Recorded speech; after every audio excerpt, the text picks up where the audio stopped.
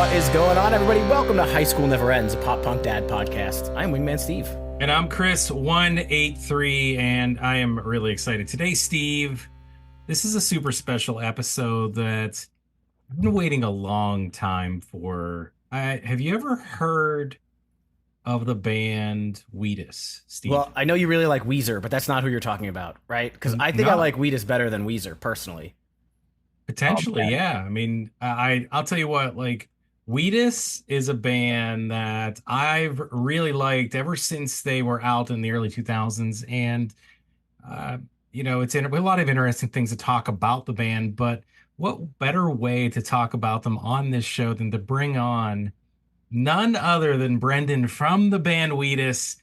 I don't know if you can see my smile. You can't because you're listening to me audibly, but we welcome you to the show, Brendan. Thanks for coming on. Oh, thanks for having me, Chris. Yeah, this actually came about because I went to see the show you guys played in Ardmore, Pennsylvania, which is pretty close to where I live, and we know the fellas in Punchline pretty well, and I was like, I'm going to this show, and I was just kind of telling Chris about it afterwards, and he goes, "You need to get Wheatus on our show." And so, we put our heads together and, we threw a couple of hundos to the right people. And no, just kidding. Here we are. I'm so glad it worked out. Yeah, we'll only interview for money. That's okay.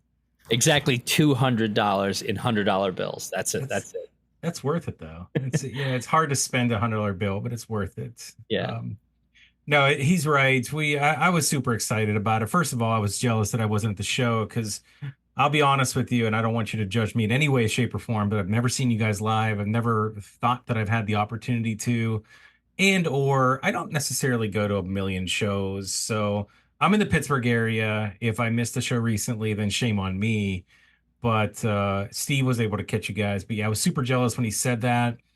Obviously, having a history with the band, it's just something that eventually I will definitely want to check out. But Steve, you want to talk about, your experience and, the show itself a little bit before we get into anything else? I think we should go to the very beginning because the Instagram account, Long Island Wise Guy, posted a picture of where you recorded your first album. And I don't know that I previously knew that you were from Long Island. I am from Long Island. So, I didn't know that. You grew up there? Yeah, I grew up in Northport. And I should do a little bit of full disclosure. I saw the same photograph on Instagram. And I have to say, it's important to note that whoever bought the house from my mother about 6 years ago or 7 years ago now, altered it dramatically. That is a new photograph. It's about twice the size of the house that I grew up in now. They did a lot of great work, but the house we recorded the album in didn't look that big. Gotcha. Are you still in that vicinity? Where are you abouts in the world? I'm New York City. I've been living in New York City for the better part of since about 2004. I lived there. I lived in Manhattan prior to that in the 90s when I was living on the Lower East Side, Avenue A and 14th. I should say Avenue B and 14th. But it was New York City's been my home for the most of it. Yeah. I was pretty happy too. I kind of escaped as I can say to someone else who grew up on Long Island. I was happy to escape Long Island. I moved to the Philly suburb, so I'm just in another suburb of a major city. But I love having grown up on Long Island. I just kind of never really wanted to go back there. Yeah, I hear you. It's a terminus. It ends. People don't tend to be passing through. It's just a place where people go to stop, and that's where they live. They stay there. People like Joel Rifkin and other serial killers. But the point only is, where did you grow up? What town? I grew up in Baldwin mostly. When I was a little kid, I lived in Deer Park, so I was in Suffolk County, but that's south. Yeah. Northport is obviously on the north, and then stayed in the south, but I moved to Baldwin for my teenage dirtbag days. Okay. So you probably knew some kids who went to my high school, which was in Nassau County out there, a place called Chaminade. Oh, yeah. Yeah, it was a boys' school. It was a commuter school for me. I took the train from Northport every day, about an hour and a half each way. So it was like 3 hour train trip. Kind of sucked, but yeah, okay. So now we're hooked up on Nassau and Suffolk County. We understand each other completely. And from what I understand, I think some of the early songs, that that school, right? That was a private school, and it kind of inspired you to write some of these songs that you started out with on the first record, right? You know, I don't really have a lot of inspiration from my high school. There was a few moments that made it onto the record. Truffles is definitely a song about the shit talk that went on. And you don't know what problematic means. I mean, this was like the 1980s, and it was all boys, and it was a private school. But I should also say that it was like a more like a sort of working class college prep place, in that the majority of the parents who sent their kids there were civil servants, like cops and firemen and teachers and military. So it wasn't like on that boarding school level in any sense of the word. You know, it's like my dad sold cars. Mm-hmm. You know, that's where we came from. So they were, and it was a choice that they made because of the murder that happened in Northport. So that was like all this very Long Island stuff that was going on in the mid to late 80s there. That's cool. So I was going to ask about the beginnings of the band, but Brendan, I started off the show asking about the show that Steve saw you up. So I'm going back to that again, Steve. All right. I was super impressed at the show because, first off, you had basically a huge smile on your face for the absolute entire show. And it's always good to see a band perform that you just say, like, these guys perform. So I had a couple of questions though. I didn't realize kind of how the band was constructed. You have 3 background vocalists playing tambourines and stuff like that. There's somebody playing keyboards, and then this may be like a totally other question, but I was completely fascinated and couldn't take my eyes off of your guitar, because when most bands play, there's like 7 guitars and they're in and out, and you were not only using the same guitar throughout the entire show, but it is quite interestingly created. I think maybe I'm, as not a musician, I'll let you kind of talk about what that guitar is, and it's got to be special to you. So that's right. Like 4 questions at the same time. Well, it's a Brian Neville custom. Brian is a guy who lives in New Jersey, and I tracked him down on Facebook, and he made me 4 guitars. And it was a project that I had been sort of building up and designing in my head for a very long time. As you might know, I only play acoustic guitars in Wheatus. There are no traditional electrics. There's no Les Paul. There's no Fender Strat. But for a few licks on the first record, 100% of what we do guitar-wise is acoustic. Now, when I record the distorted guitar parts, the sort of rock and roll or metal-y sound that we have, that's up until I got the Neville, that was a Martin 0016 TR from the mid-90s. That's a hard guitar to find. It's an even harder guitar to maintain because it's a beautiful design, but it has this sort of like weird little flaw about it. That short version is that mine has reached the flaw stage and can no longer tour. If I want to hold on to it and keep it. So that one is retired. I have it here. It's over in the corner somewhere. But that's the original Teenage Dirtbag video guitar. Mm-hmm. When that guitar was sort of nearing the end of its road life, I started like searching around. And when I found Brian, we discussed this design that I had in mind that was like multi-depth, meaning that it was skinnier on the side closest to your head and thicker on the bottom, right? And the idea there was like it sits on your body cocked out a little bit so that you can look at your hand a little easier in these little glimpses that you have to catch. You're glancing at your left hand to make sure you're in the right spot here and there. And we worked on 2 prototypes and then 2 final guitars. The first prototype I gave to Art Alexakis from Everclear because he really. Nice. And then the three that I keep, I tour with and do fly dates with and stuff. But the one you saw me playing is my favorite. It's a 19-inch, 36 fret, like gigantic guitar. Like it's really big. It seemed pretty big. Yeah, and I customized it myself after the fact. I apprenticed under a luthier for long enough to get myself in trouble when I was about 21, 22. So I know a little bit about the woodworking that's required to make guitars, and I modified that one. I don't know if you noticed, but the strings come out from underneath the body, underneath the top, you know. And for that, I have to use bass strings, or bass string length, rather, not bass strings, but bass string length strings. So it's it looks complicated and scary, but it's a functioning machine that I kind of designed with Brian, and he solved a whole ton of problems, and I really like playing it. And you know, we vacillated. Is it called the W model? Is it called the Dirtbag model? Who knows? You know, we don't. We gave up trying to name it, but it's my favorite guitar.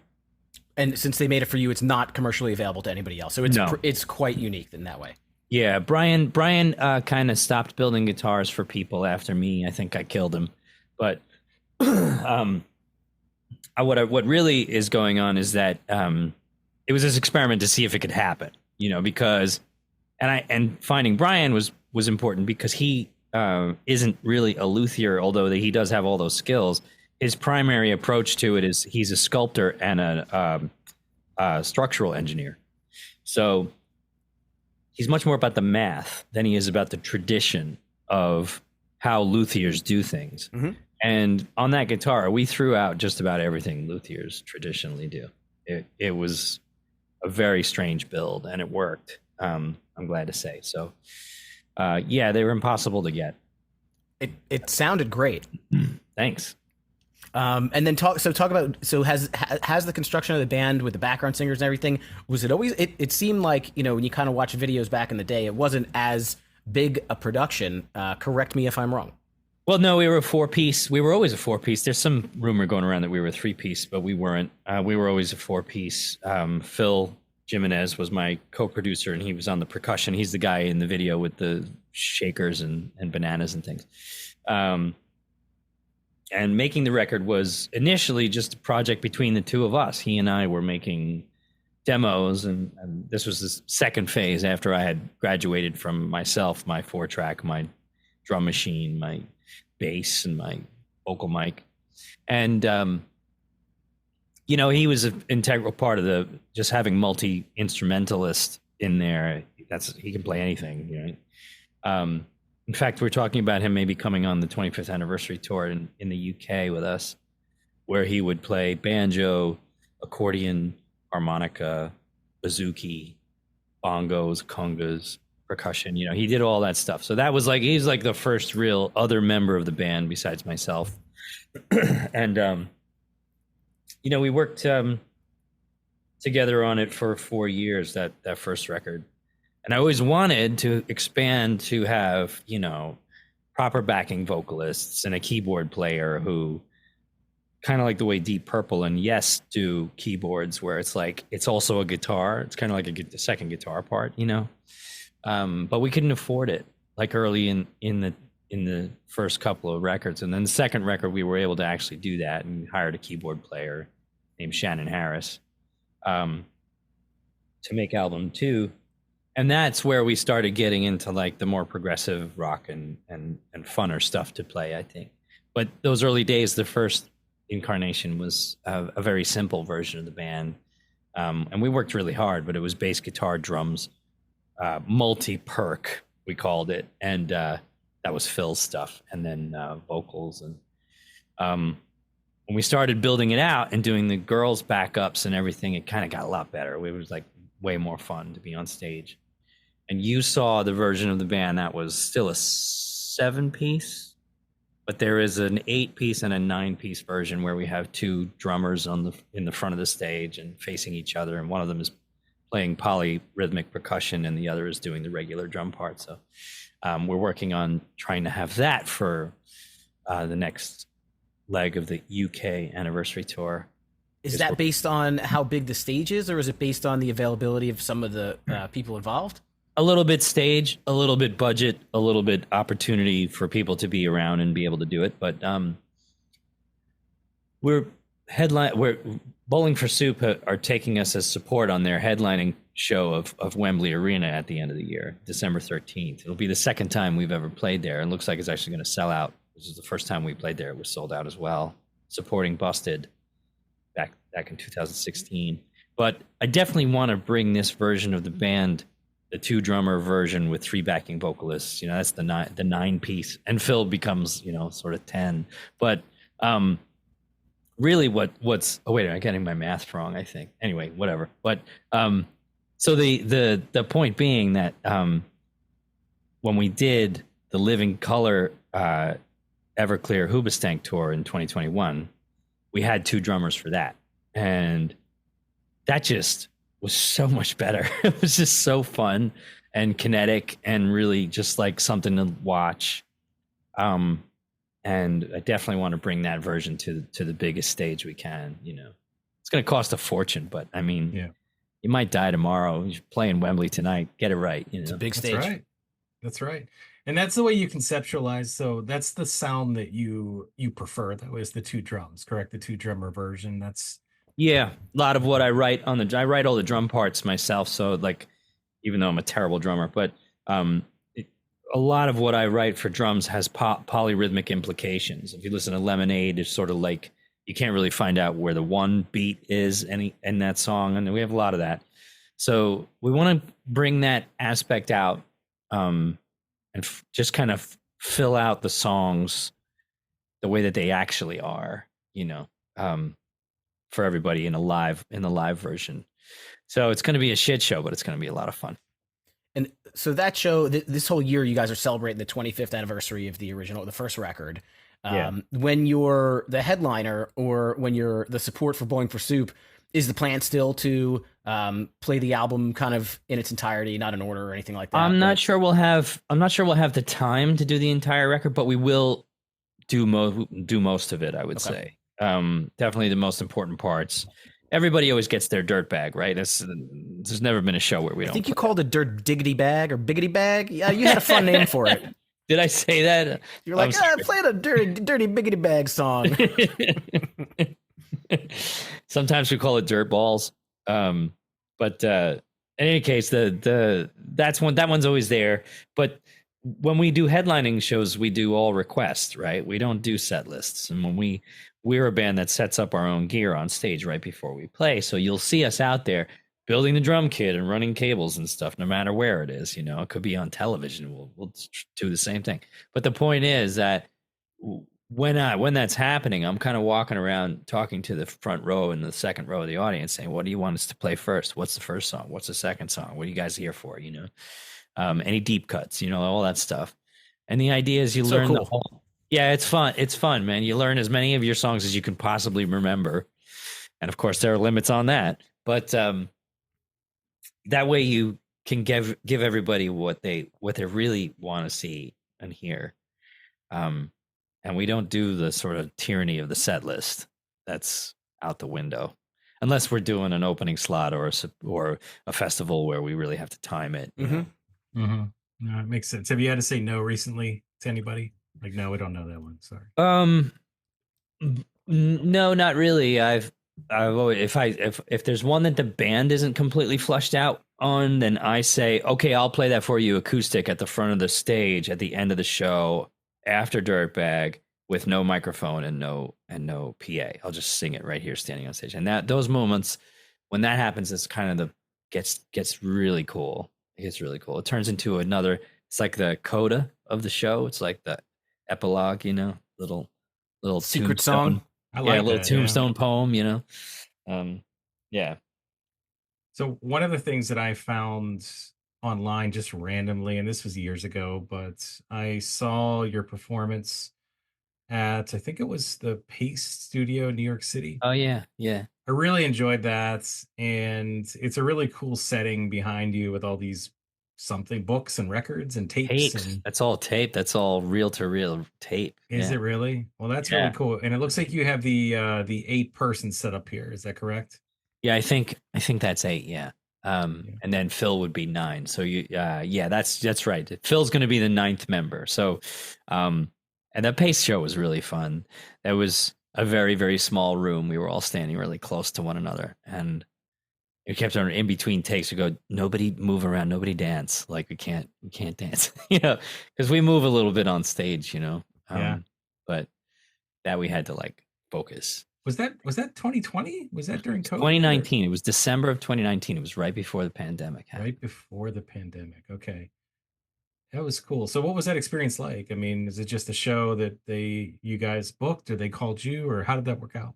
Well, they called us and asked us if we wanted to come in and do a little set, and I did a little bit of research on their little studio, their room, and I realized it's like a tiny desk thing, but they get a little bit more complicated with the gear and a little bit more elaborate. And I thought, okay, maybe we have an opportunity to do something really interesting here that was based on what we did with Hoobastank and Everclear and Living Color, like the two drummer thing, but with like almost like a jug band version of it with weird little bells and instruments and strange substitutions for the snare drum and for the hi-hat and all that stuff. So I racked my brain for a few days, and then we did about 3 days of rehearsal on it and got to the point where we were kind of felt good about reinventing the band for a moment, and it worked really well. And it's because Leo Ferrari, the drummer, and Madden Class, the other drummer and the poly drummer, and then Matthew and Carly and Joey and Brandy, our keyboard player, and Gabrielle are all really wonderful musicians, right? So it's like they don't need to play the big drum kit or the big bass amp or any of that stuff. They can do it without that. And we took that opportunity to make that happen.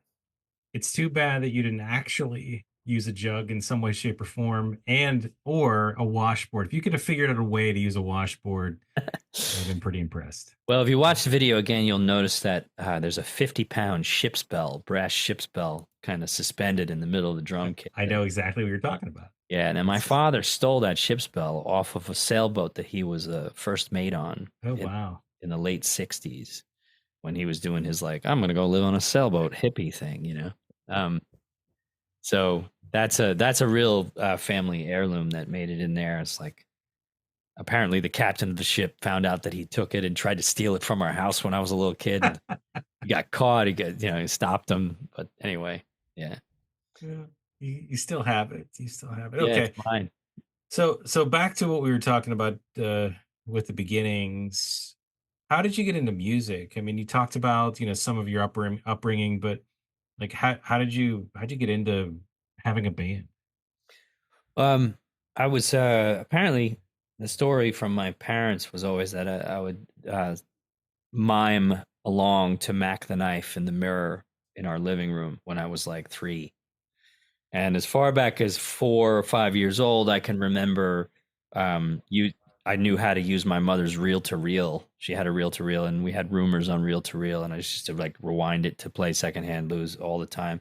And just was just like, that's this chunky sound of that sort of gummy fat tape thing was very formative for me. And I always tinkered with preamps and stereos and radios and tape decks and recorders and stuff even before I was a guitar player. I used to record the theme song from Airwolf off of the television every week on a cassette tape, just to kind of a cleaner version of the theme song that I could listen back to.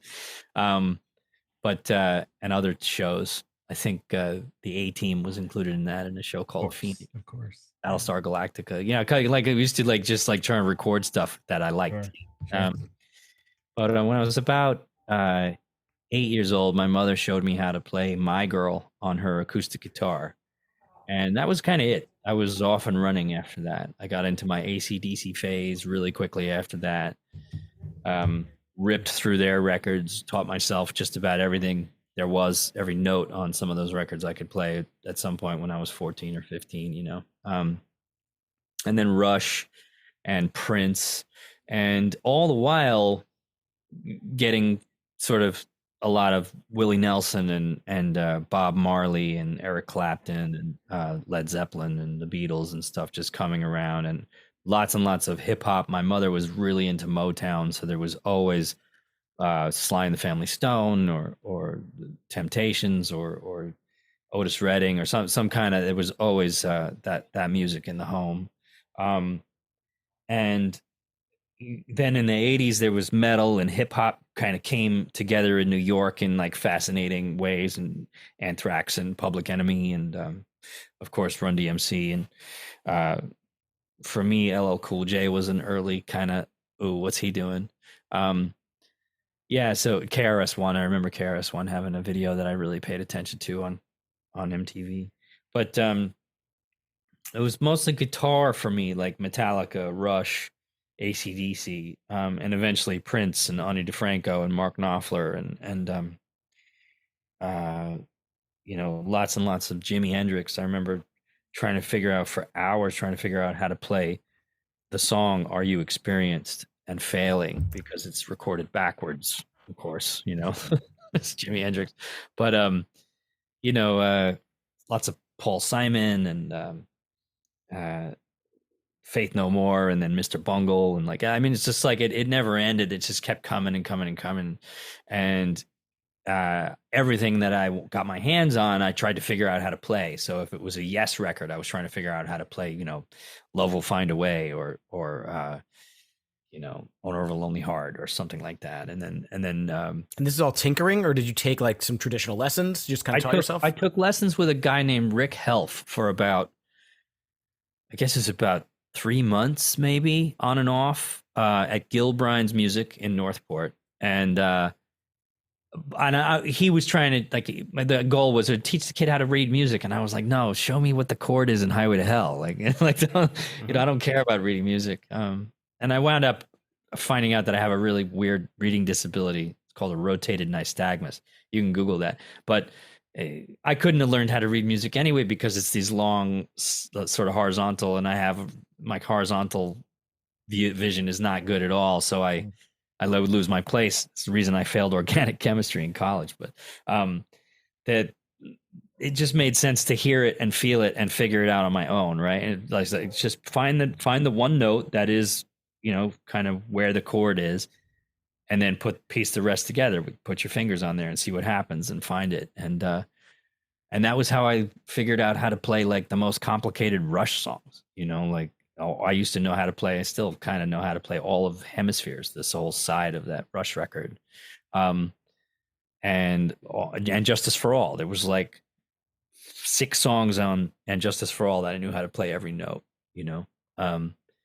I used to make decisions like, am I going to play the rhythm in this one or the lead? Am I James or Kirk? And it was just it was like one of these, I just spent a lot of time alone with it, right? Because the commuting that I mentioned earlier, there wasn't a lot of social life going on, and I didn't drive until I was a senior, so it wasn't going to be driving to Nassau County to hang out with kids on the weekends, having just come from there, So I just played guitar, that's all I did, and homework.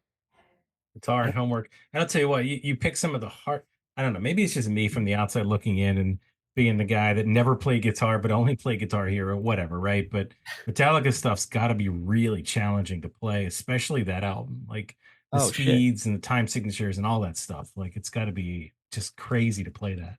Yeah, man. The first time I played Blackened front to back along with the record, I thought I was going to like elevate into the heavens or something, right? I was like, it doesn't get any better than this, man. Like, holy shit. And then, of course, Rush came after that, and Rush is far more complicated on guitar than Metallica is. So it was I had good teachers: Alex Lifeson, James Hetfield, Angus Young, Prince, Mark Knopfler. They taught me. They don't know they did, but they taught me. They did. That's really cool, though. And you I could sit here and talk about influences, but I think you just named off like 50 of them. And by the way, was your room just filled with records and cassette tapes? Like, I can only imagine. Yeah, I would. I was lucky enough to be a kid who knew how to use the turntable, right? So like, if I went down to the local, it was called Tracks on Wax downtown Northport, and they were all out of, Dirty Deeds on cassette and CD. I got the vinyl. I still have my Dirty Deeds vinyl. It's just one of those things that you knew how to use it, so it wasn't afraid of like the medium. And I think these days, like, even kids who come up to the merch counter and see like the vinyl, they're like, oh, I really want that. and you can tell they kind of don't know what to do with it. Like they don't have a vinyl player at home, but they want this thing that looks like a poster. And I'm like, listen, save up some money, okay, and buy a little record player and take a look at what this is, because this is fucking cool. And I'll be like, look, do you see these little grooves here? They're etched in there, and if you were to zoom in with a microscope, you would see that they're shaped like the song. Like, it's like it's still so neat to me that it never gets old.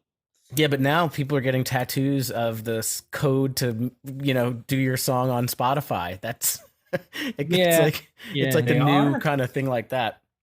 Yeah, I mean, there's always going to be something new, but vinyl is still selling, is actually doing pretty well. So I think that the fact of the matter is that it just does sound better. Like if it's done properly, it is definitely the best way to listen, without exception, except for maybe tape. But who the hell has reel-to-reel tape decks anymore, yeah, I mean, Did you get really excited about like the recording process and producing and mixing and stuff like that? Or did you kind of, Yeah. I mean, here, let me show you something really quick without disconnecting. I can probably do it. This is like a little bit of our studio shit. And it's kind of a nightmare in here. Like the whole room is basically all studio gear. And I've been collecting broken preamps and vintage compressors on eBay for a long time, because I know how to fix some of these problems with a soldering iron, right? So, and if it's more complicated than I can do, I have a guy. So, always buy it broken, see if you can get it to work, because you're going to save $1,000, right? So, and that's how I got most of my stuff, and that's how we work. So. Yeah, vintage gear, real microphones. We take a long time to make a record because of that, because we're a single operation. There's no manager, there's no record label, there's no producer. It's just me. And the only time we've ever been out of our house, our home, to make a record, all the records are made in either my mom's house or a place I rented from her next door. And she had this little cottage that we renovated, and it's like a garage that we turned into a studio. But they're all homemade except for one, and it was the Wannabe Gangster single that we recorded at Abbey Road in Room 2, where they made Sgt. Pepper, and Bruce Dickinson came down and sang on that record. And that experience was so incredible that I don't want to go to another studio. like why would I do that? I was like, I'm making it home. I'm not going to get to go to Abbey Road, so fuck it. Yeah, but we're a homemade band when it comes to recording, 100%. Yeah, speaking of that, so you talked about you were in college, you were playing the guitar. Was Wheatus during that time that you guys formed, or was it after college for you that you guys got in college? I was in a bunch of other bands. I was in a band called Bandersnatch, which was like a sort of post-hardcore grungy kind of wannabe band. We had fun. It's the first time I ever played CBGBs when I was 19. I was with them. And then I was in another band called Hope Factory that I really liked. I was just the guitar player in Hope Factory. I didn't write, but the singer-songwriter, this guy named Ali Namvar, was really good. He still is a great songwriter, and he taught me a lot. I learned a lot about how to kind of cut your own path from him. He's a rather independent spirit and becomes knowledgeable about things he wants to knowledge on. I think they call that autodidact, whatever. But anyway, he's brilliant and knows how to make great sounding records, and I watched him do it in the basement with a couple of ADAT decks, so I learned a bunch from him. And then I was in a project called Mr. Jones after that, which was an A&M band that got signed big record deals. First time I ever got ripped off. It's a learning experiences, all of them. That particular record, that was done in a bigger studio in New York City, with a big console and a isolation room and all that stuff. So it's like all learning experiences, getting your ass kicked a little bit, losing some money all through the 90s and through college, and auditioning, getting the Village Voice and auditioning for bands. And then got kind of fed up with that process and began a project that I would sing on, and that was going to wind up being Wheatus. Hmm. Okay. I wanted to talk a little bit about that record label stuff because you don't seem to be a huge fan of record labels, and I've always been kind of impressed the way that you kind of speak your mind, through your lyrics and just in general. And so there was some, from what I understand, maybe you want to expand on it, maybe not. You guys were not so happy with the record label after the first record, and maybe you want to tell the story if there's a story to tell. Well, the truth is, we met an A&R guy I really liked, and he believed in us. But that wasn't how the company would eventually be. You're talking about one guy who has a corner office in a multinational media conglomerate, right? And the idea that you're going to get everybody on the same page that he's on is a little naive. And I just don't think they understood what we were doing. I think that they wanted us to be very of the moment. I remember arguments about them wanting me to wear a pirate shirt and leather pants and get rid of the acoustic guitar and play a Les Paul, all this fucking cheesy dick shit that I would never do in a million years. And it was like, it was just, that conversation never stopped, right? It just was always back around to, what can we do to change you guys? Even after, remember I mentioned the single that we did at Abbey Road with Bruce Dickinson? That was our third single in the UK. And the first two had charted. Dirtbag was number 2 on the pop charts over there, and A Little Respect was number 3 on the pop charts over there. So both top 5 singles, right? And they wanted us to, one A&R guy over there wanted us to sound like Limp Bizkit, and the other one wanted us to sound like the Gorillaz. And they were in an argument over what our third single should sound like. And I remember trying to get them to stop for a second and just say, hey, the first 2 that charted, they sound like us, like that's us. Why don't we try to sound like us instead of trying to figure out how to sound like somebody else for the third single? Because we're 2 for 2 here. We don't need to, like we don't need to fuck this up. And it didn't matter. They didn't want to hear that because they think that everything is their idea.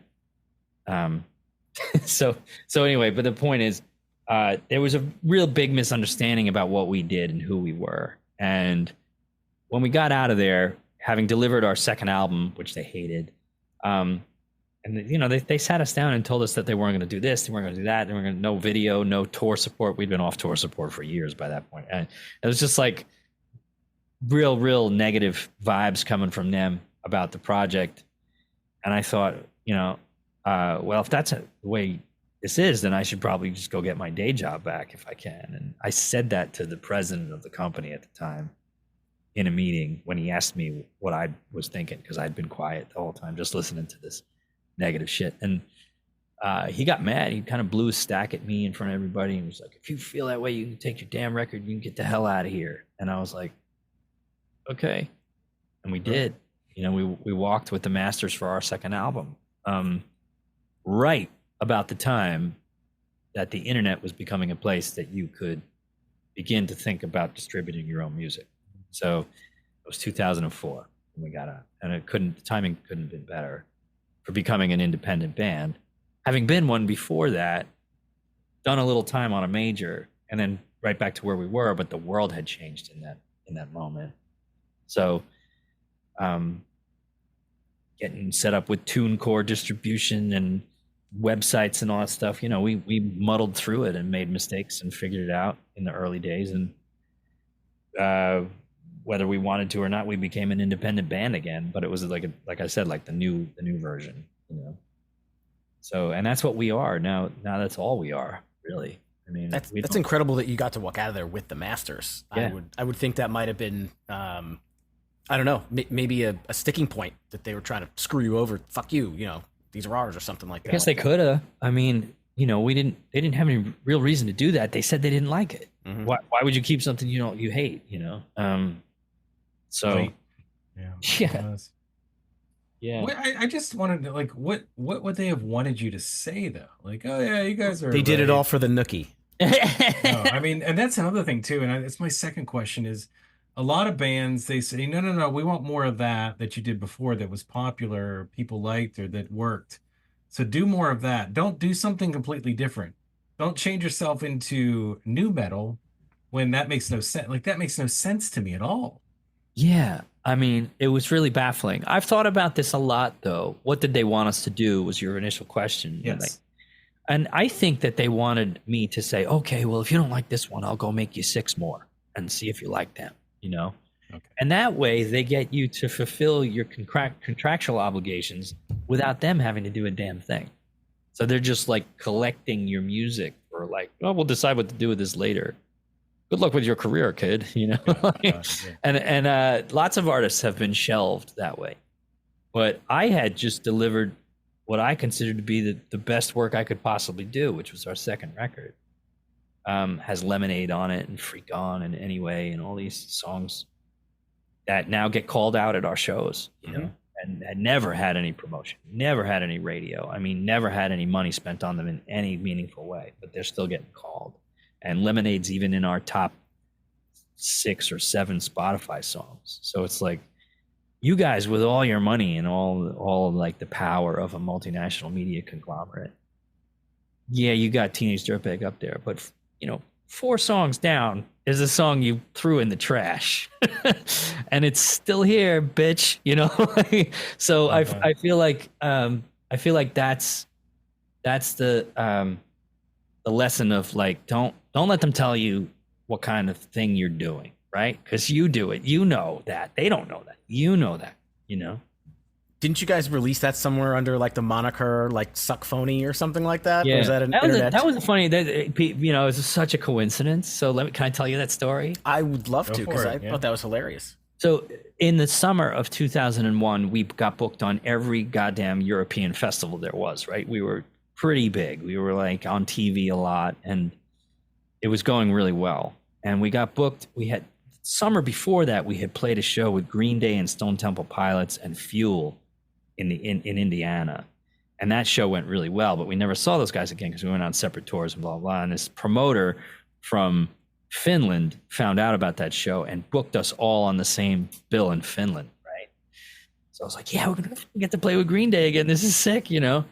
Anyway, 2 weeks before the show, in the Arctic Circle, way up north in Finland during the summer, like the sun never sets, you know, midnight sun. Green Day and Stone Temple canceled. But we had, in the meantime, we had 2 hit singles on the radio. So the promoter was like, hey, why don't you guys headline it? I was like, okay, that's sure, if you think that's right.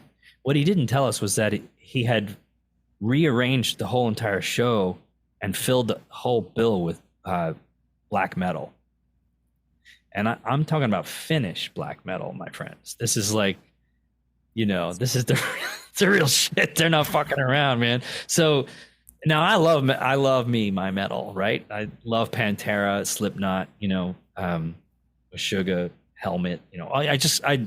Heavy music is part of my life, but my band does not belong on a black metal festival in the midnight sun in Finland. You know, this is just not, we don't belong there. So of course they had insisted on we go on at midnight, and like we were supposed to be the big attraction, and it just these people did not care at all. It was such a mistake. So we're going through our set, and I'm playing a song called Sunshine, and I get hit in the chest with what can only be described as like a half a Belgian block, like a really big stone, like a masonry stone, you know, and cracked me right in the chest, and it was 2 inches higher. Would have broken my jaw, no doubt. But I kind of got the wind knocked out of me and went back a few steps and just collected myself. And I was pissed. And I was also green, you know, brand new band, hadn't done anything like this before. And like an idiot, I go up to the microphone. I'm like, if the motherfucker who threw that wants to come up here and fight me, I'll fight you on stage right now in front of all these people. No. Well, 30 seconds later, there's 5 or 6 security guards on top of a 7-foot tall Viking, right? And he's got like long blonde hair, and he's got like chains and shit, and he's getting on the stage, and they're holding him back, but he's winning, right? And I'm like, okay, well, that's how this is gonna go. I'm gonna get my ass stomped by a Viking. That's how this is gonna end. And when he gets closer to me, I can hear what he's screaming. He's screaming, "You suck, phony." I see. Right? I see. In his best English. As he was fighting through 5 security guards. Yeah. Yeah. And we have it on tape somewhere. It's on a DAT recorded for, we're going to have to go through that one day and find that guy, but he's screaming into basically almost close enough to my microphone for it to Find go him now. Yeah, find him now. Yeah. See what he's doing. So that's where, and then that night backstage, we said, we have to release this as a live record called Suck Phony. So that's where it originally came from. And it just so happened to have that sort of like switcheroo of the letters, and it would be something else. That is a fantastic backstory to, you read an article about it says Suck Phony, and yes, that's where I went, my mind. Okay, well, these guys are saying something about, the record industry, flip the letters, but it's completely different. That is fantastic. Yeah. That might be one of my top 5 favorite stories. And I have to understand what black metal is. I maybe have never listened to it. Finnish black metal. Yeah. I mean, I get the way I conceptualize it in my head is like, something's like not right. Like something, it feels off. Like the sky turns to black and I don't know. No, you're right. I mean, suddenly winter descends upon in June. I think you're onto it. I think that's what you're talking about there. Yeah. Bleak. Speaking about, just real quick, I want to tell you a funny story. Just because our buddies will love it that we told you this.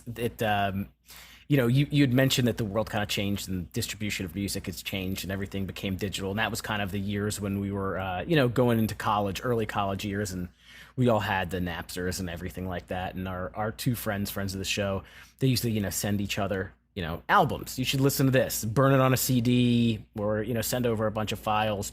And they had this running gag where every single record that they would share with each other, they would rename one of the files like track 11 or something like that, and it would always be Teenage Dirtbag. So they would be listening to whatever type of music they were sharing, and like 3/4 of the way through the album, Teenage Dirtbag popped on, and they would just laugh.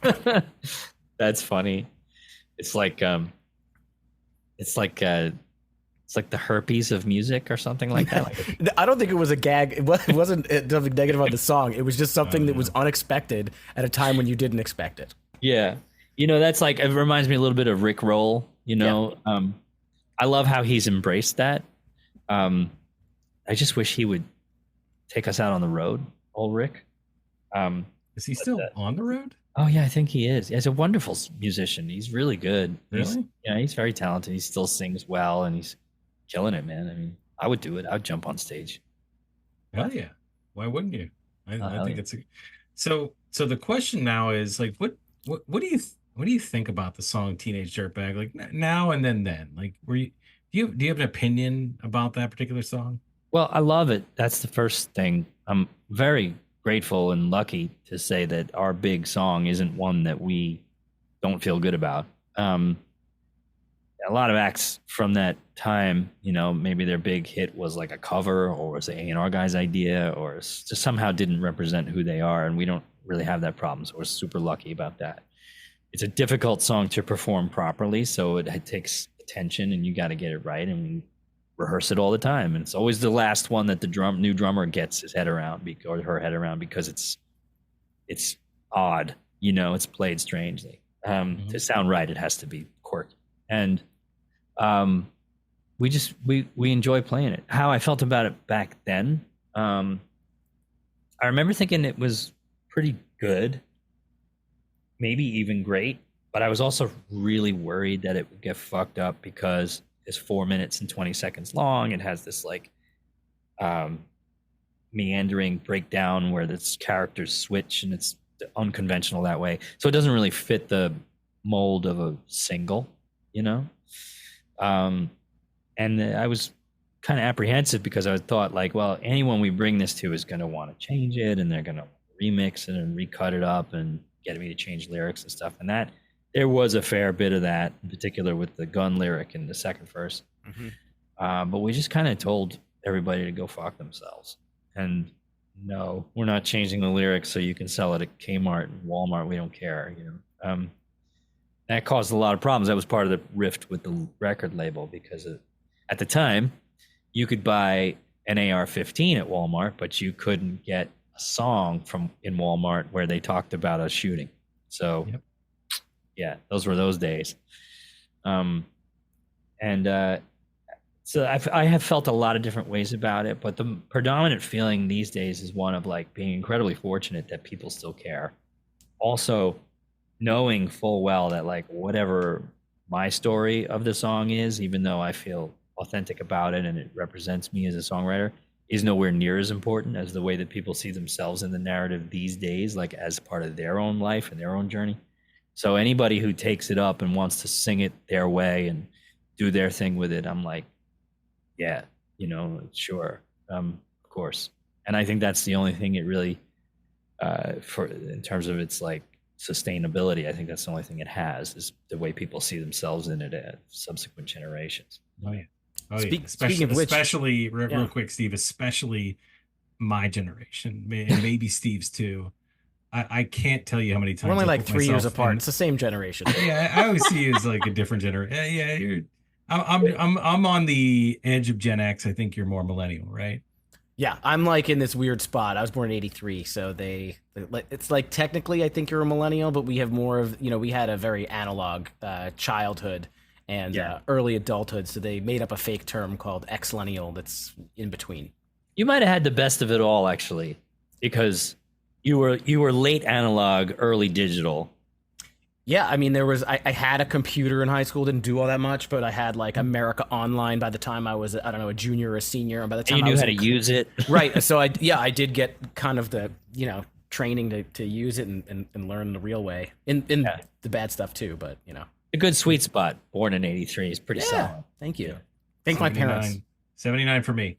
And I'll tell you what, so I put myself in that song a million times, loved it. And I'll tell you what, it's one of those songs for me personally, and I'm not just saying this, there are certain songs that never get old, and this is one of them.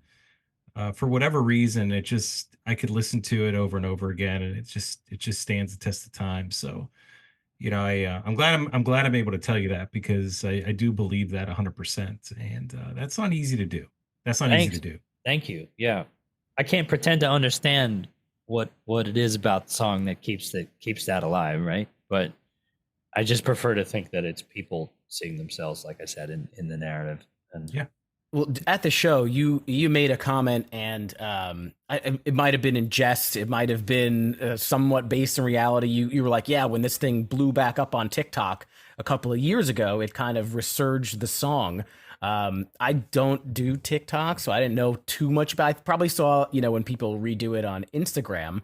But that kind of just like another like a second wave or third wave of the song. It's like the sixth wave. Sixth wave, yeah. Back in the day, not too long after we were having our label troubles, Chris Carrabba from Dashboard Confessional started covering it. He was kind of the first. He was the first to really step out and make it part of his show. And he's an acoustic guy too. He's an acoustic guy, right? He's one of the best singers in the world too. And then after that, it was in Generation Kill. I don't know if you remember that HBO series about the Iraq War. Yep. And that was the first time it popped up in like culture, like working people culture, And then after that, it was One Direction covered it, and Phoebe Bridgers, and Rustin Kelly, and Mary Lambert, and in that now we're into like I can't even count how many people have done a version of it. SZA's version is really cool. She used to do it live. Yeah, and it's all this disparate energy coming together on the track that just keeps like pushing it back into on everybody's timeline, But there's no record label doing that. There's no manager pushing it. Once in a while, we make a video to celebrate its 25th anniversary or 20th or something like that, or Teenage Dirtbag. And that shit takes us forever. Joey and Matthews, almost lose their minds making that stuff. And what compels it, like again, is just people rediscovering this tune, this weird tune from the summer of 2000. That's what we got going for us, I think. And I'm fine with it. I love it, That's great. I hope did SZA have to call you and like, hey, hi, this is SZA. No. Can I use your No, song? there's something called compulsory license. If you don't alter a song significantly, you can just put out your own version of it. It's just a cover. It's just a compulsory license I cover. see. That's too bad. If you change the lyrics or if you alter the arrangement significantly, you're meant to seek my permission. I'm usually pretty easy about that stuff. But yeah. Very cool. Yeah. So I mean that was really like I needed to know about that. And also just really quick before we move off of Dirtbag, the video itself, I mean, you have Mina Savari, you have Jason Biggs, right? Jason Yeah. Biggs. No, yes. Yeah. Yes. My memory is shot, but No, you got anyway, it. so That was right. you talk about the perfect storm, American Pie, all that stuff. Like it all just kind of came together.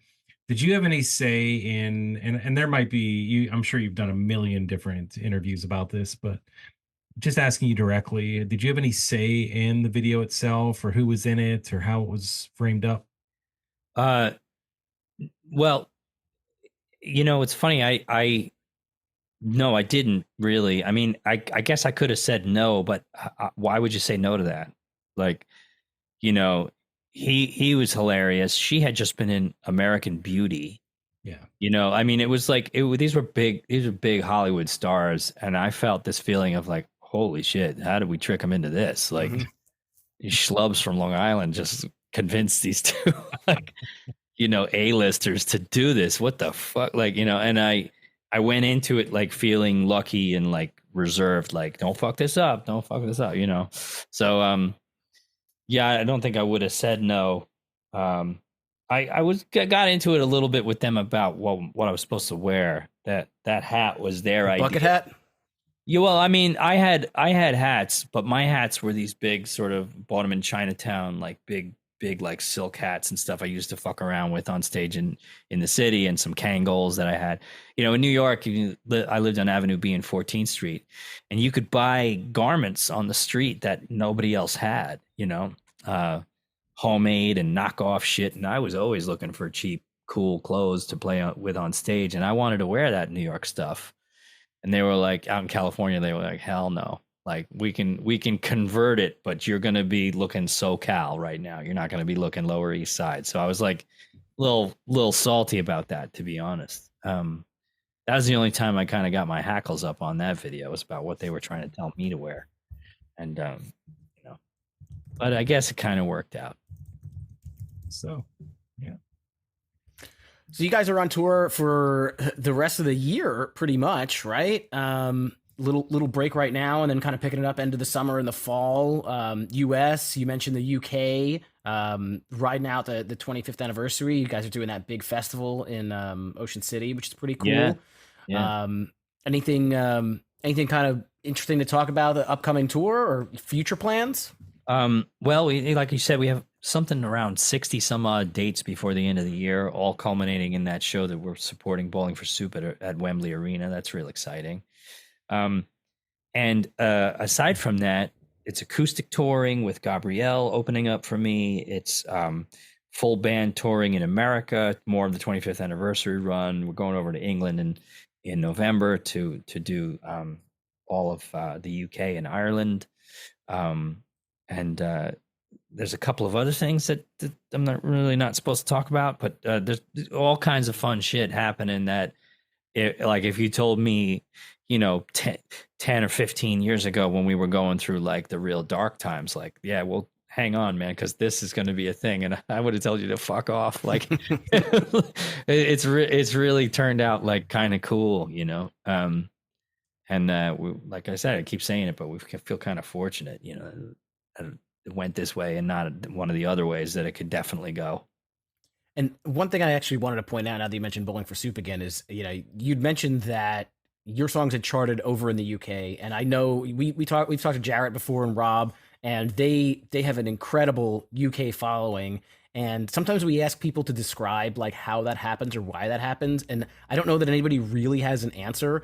But I mean, what are some of the like fun things that you see happening over in the UK when you guys are playing compared to the United States? I think in the case of Bowling for Soup, those dudes just worked their asses off, man. Like I've seen what they do over there. They went hard. Jared was driving the van over there, like probably illegally for the first couple of times they toured the place. You know, we never did that. We shot kind of straight to the top. Like by the time we got there, we were doing tour buses and shit. So it was it's an interesting place for that to happen. Because coming from America, where they had tried to sort of cross Teenage Dirtbag over to pop radio too early, and in doing so pissed off the rock radio people who really loved it. They didn't do that in the UK. They went straight for the rock stuff, and they stuck with it, and that's what happened. It just did much better, at least initially. And you know, I would say that it's like having a second home. It really is. It's like I guess if your parents are divorced and one lives in one city and another lives in the other, that you kind of have different groups of friends when you're a kid, and they don't know about the other you. You know, it's like that. It's like that. I had my cousin, smart ass cousin, bought me a shirt that said "I'm big in Europe." Love it. Well, Brendan, we normally end the show here. Basically, our last segment is called Ranking It, and we end the show with this. And so I was trying to think about, you know, what makes the most sense here. And historically on the show, when we have guests, we ask them, oh, what are your top 3 favorite albums that you have or songs? I'm going to go in a different direction, though, because of the conversation that we had today and the fact that you basically listed off probably like 3 dozen bands and artists that probably only scratches the surface of your love for music and all of these different artists and bands throughout the decades. What I'd like for you to do is rank your top 3 favorite decades of music and why. Oh man, I thought you were going to go with his top 3 favorite Finnish black metal bands. I was, but I changed gears. Okay. Top 3 decades for music. This is really hard. How dare you? Okay. I'm going to go with my first favorite decade so far is this one. Wow. Don't worry. I'll get to other stuff in a second, but this one, because the really interesting heavy rock stuff that's happening is happening with women. And, you know, Chappell Roan's band is heavy as fuck sometimes, and Olivia Rodrigo's basically playing punk music, and Boy Genius is like this like progressive art rock shit that sounds closer to Fugazi than anything that would be considered pop, you know. So it's like all that's been happening very recently, and it makes me really excited about the way the future is going to be for guitar music. You know, it's super cool. Not to mention indie hip hop, and hip hop in general is really interesting in this decade as well. So put that aside for a second. My second favorite decade would be the 70s, because that late 70s, early 80s transition where they were beginning to make analog records that they were really starting to sound really good.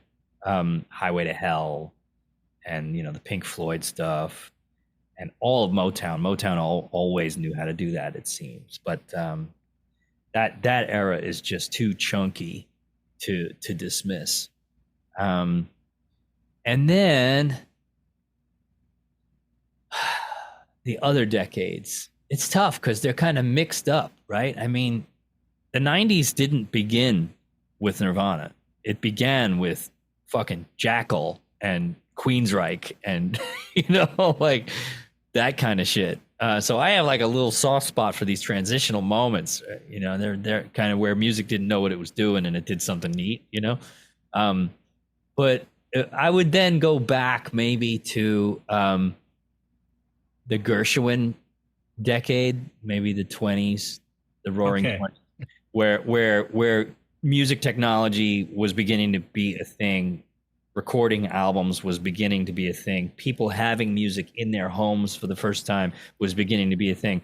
We don't really have, aside from like the internet, which is now sort of obnoxious and destroying us, we we don't really have anything that did that in our time where this beautiful piece of furniture was something you could buy and it made noise.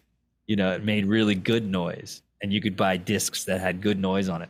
That must have been so freaking crazy revolutionary for those people at the time, that I think it would be hard to match in terms of a musical revolution. It was the jazz age. There was a lot of like European avant-garde music happening, and it's just like, and then the blues was also still happening. This is the era of Robert Johnson, and the Depression was about to happen too. So it was like, it's just crazy moment. I would love to go back and vibe that for a second. I would have never guessed the 20s. We did have the Zune in the 2000s. That was a revolution, wasn't it? And Zima. Yeah. Absolutely. We just put Skittles in there and make them Those flavored. are great, though. I'm so glad I asked you that question, because that was a great answer. So appreciate you being a good sport. Thank you. Hey, before we wrap up, we were kind of talking about something before we hit record. You recently went through a surgery, and I kind of want to learn a little bit more about it, because you said it's something that affects a lot of people, and they don't really know about it unless they get it checked out. So I am already a hypochondriac, so I need to know. Sure. Well, I can't blame you. I have diverticulitis, which is a hereditary disease. It affects your intestines, and your lower intestines are shaped incorrectly. It's actually a mechanical problem. It's not a cancer. It's not. It's literally a mechanical issue where your intestines are kind of shaped wrong. They have pockets in them that are too deep for food to pass through. Stuff gets stuck in there. They're not really sure what the cycle is that causes the inflammation, but they do know that if it gets inflamed enough, it becomes infected. And with each subsequent infection, the walls of your intestines get a little thinner and a little bit more fragile and a little bit more prone to inflammation and stuff getting stuck in there. And it's a 3 strikes you're out rule. If you get 3 infections where you have to go on the antibiotics, you have to have surgery. Now, this disease I found out killed my Uncle Pipey, my Aunt Sadie, my Uncle Peter, and they were all in their early 60s, right? So it's very, very dangerous. It's on both sides of my family, and I work really hard on the road. I carry my own gear. We drive our own van most of the time that we do a van tour. We're kind of like hands-on band, and there's a lot of heavy lifting and a lot of eating shitty food and a lot of like not taking care of yourself. Sometimes you get dehydrated, and these are all things you cannot do if you have this disease. So I was in a state of just touring perpetually and pushing through it, which turns out to be really, really, really dangerous, because if you push through enough of these infections, you can have a perforation in your intestines, and then you have to have emergency open surgery or you're going to die. Mm-hmm. And even a lot of people who do have the surgery actually do wind up dying. It can be a very quickly fatal disease. We just found out about somebody in our circle whose parent died of this disease very recently. So it's incredibly serious. I had my sort of second flare up last year in November, and I had a fever and I passed out, collapsed in the hallway, and Gabrielle brought me to the hospital and emergency room, and they pushed morphine and all this stuff, and it was a nightmare, absolute nightmare. And I decided to have the surgery in an elective laparoscopic way so that I don't have to find out when I'm touring in fucking West Texas somewhere that I have to make it to the emergency room. So it was about a 4-hour procedure, and they cut out like 8 inches of my intestine, and now I'm on the mend, but I've basically had a cesarean and I didn't get to take anything home. Well, I mean, it sounds like you did the right thing, kind of getting in front of it before it gets you. Yeah, absolutely. And you would be shocked at how many people have this, and they're just like, oh, I just drink a lot of water when I have it. And it's like, it doesn't work that way. It's going to get you. And it's super dangerous, and nobody's talking. It was hard for me to find information on it, even though my relatives have suffered from it. So it was one of those things that, they bring it up, I guess. I think a lot of people may think that it's, you have that. It's just something you have and you can just live with it and it's okay. Or, and maybe that's the case. But when you say power through it, are you talking about just like, oh, I have a stomach ache, I can just get through Yeah, I've had a stomach ache for 4 days, and I'm not really sure what's going on. But Exactly. let's get this show. Let's do this show. Like that kind of thing. So, Yeah. no, I hear you. No, it's good. It's a good thing to talk about that, and I think that a lot of people might just put those things at the side, like you said, and you definitely don't want to do it. So Yeah, you definitely don't. Don't ignore it. Go get taken care of. 100%. Glad to hear that you are on the mend and gearing up for another leg of your tour. And thank you so much for taking some time to sit and chat with us again. I had a whole lot of fun at the show. Super cool to get some behind the scenes information. Give people the Instagrams and the TikToks and the websites, and let them know where to follow you to catch you next time. It's Wheatus official almost everywhere except for Twitter, where it's Wheatus. And we're on all of the major sites. Blue Sky, Facebook, Instagram, all of them. TikTok, we have some fun on TikTok. You can watch some of our silly videos there. But yeah, man, it's we're, like I said, we're always available. And we're touring our asses off as much as we can, and then we're hoping to finish up album 7 in 2026. Nice. If we can come off the road long enough to do it. Awesome, and hopefully your tour brings you somewhere closer to where I live. So, and I'll definitely make sure to see you if it does. So Midwest, anywhere in the Midwest or Western Pennsylvania, I'm there. Hell yeah. And it turns out a guy who can get you passes. So, let's figure it out. No, dude, I'm going to beat it. I don't care. This time, like, I waited too long. But like I said when we started the show, I really appreciate you coming on, Brendan. This is definitely bucket list for me to be able to talk to you. So love this conversation. And thank you again for coming on High School Never Ends. Hopefully you guys out there enjoyed it as much as I did. And if you want to check us out, obviously you're listening right now, but if you want to listen to any more of our episodes, we're on Apple Podcast, or on Spotify. If you enjoyed the show or any of the other shows that we have currently out there, give us a rating. Let us know what you think. Maybe give us a written review and tell us how you felt about High School Never Ends, the podcast. And don't forget about www.hsnepod.com. That's our hub. That's going to connect you to our shop, where we have a ton of awesome swag that you can purchase. Yep, and we're on a handful of the socials. Instagram, we got a Discord at HSNEPod, like High School Never Ends Pod. You can go to patreon.com/HSNEPod. Thank you to our patrons, Jason, Tom, Sam, Nick, Jeff, Ashley, Punkish Dad. Thank you, Brendan. This was fucking fun. Until next time, keep on rocking your dad bods, throw up your rock hands, and blast the pop punk.